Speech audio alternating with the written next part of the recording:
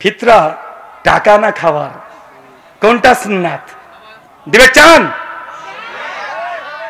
কার সঙ্গে চান? প্রতিপক্ষকে? হ্যাঁ, কিউট বয় বাবা, ভোটে কিউট বয়ের নাম এসেছে।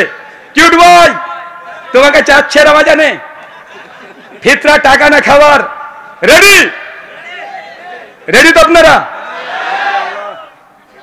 আচ্ছা, উনি বলবেন যে না উনি জেনারেল আর ও হচ্ছে মিনারেল। ও হচ্ছে মিনারেল, কি কথা বলেন? মিনারেল আর আমরা চাই জেনারেল।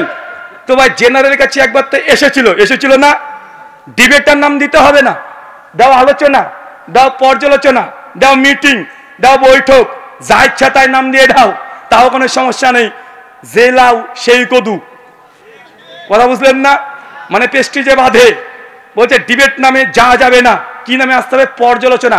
তাই আসো, যে পারে সব জায়গায় পারে, তাই না? যে পারে সে সব জায়গায় পারে।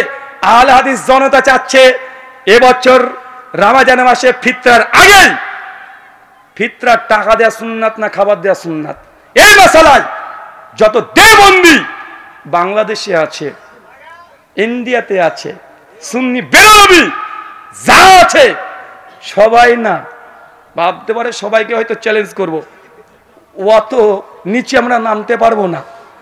সুরের সঙ্গে লড়াই করার জন্য ওই নর্দমায় নেমে কাদা মাখতে রাজি নই।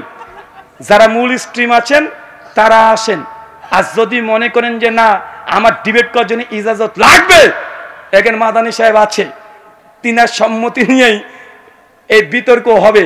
চান কি চান না? কথা বলেন। 1 cute boy, 2 play boy, 3 night boy. নামগুলো জানা আছে তো? কিউট বয় কে বলেন তো? সবাই তো জেনে নিয়েছেন। নাইট বয় কে? ওই যে রাত্রিবেলা চশমা পরে অটো তালাক বউ করে দেয়, আমি ঘরে থাকবো বউ নিয়ে আমার বউকে তালাক দিয়ে দেয়, এদের তো চরিত্র খুব ভালো না। কথা বুঝলেন না ভাইজান? 3 নম্বর প্লে বয়, রংপুরে রংবাজ হুজুর, গত বছর থেকে ভ্যানিশ, আর নাই।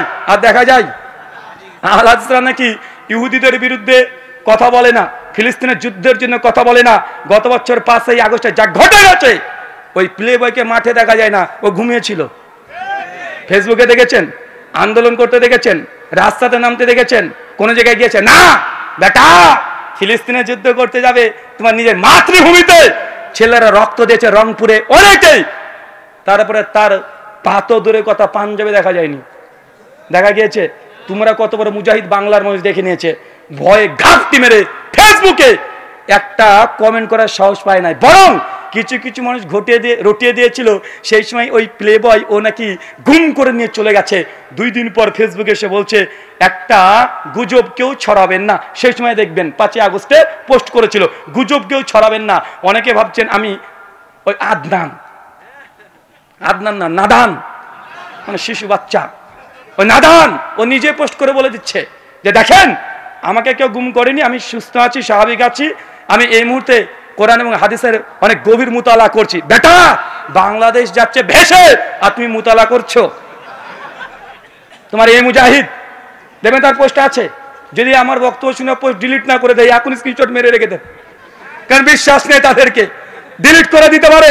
সম্মানিত সুধী, তার মানে আমরা বুঝলাম বাংলার মানুষ চাই যে তারা আমাদের সঙ্গে আসুক। নামও যে 3 জনে বলে দিয়েছি, কয়েকটা নাম নতুন যুক্ত হবে এবছরে।